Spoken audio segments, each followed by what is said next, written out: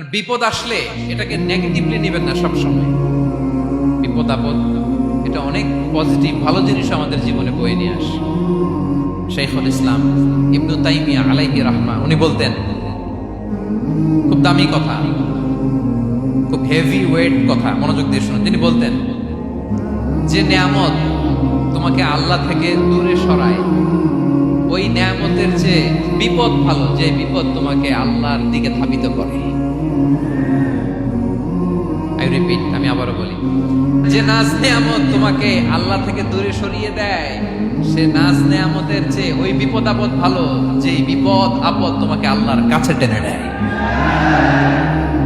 তাহলে বিপদ আপদ আসলে আপনি হতাশ হবেন, আর কখনো দুঃখ করবেন? মুয়ারের ভাইয়েরা, আর মন খারাপ করবেন? আপনি খেয়াল করে দেখেন, বিপদ আসলে আমরা আল্লাহরে ডাকি বেশি। যখন অসুস্থ আপনি খেয়াল করেন তো, আল্লাহ আল্লাহ তুমি ছাড়া বাঁচানোর কেউ নাই, আল্লাহ তুমি হেফাজত করো, আল্লাহ তুমি সুস্থ করে দাও। যখন লাইফ থ্রেট,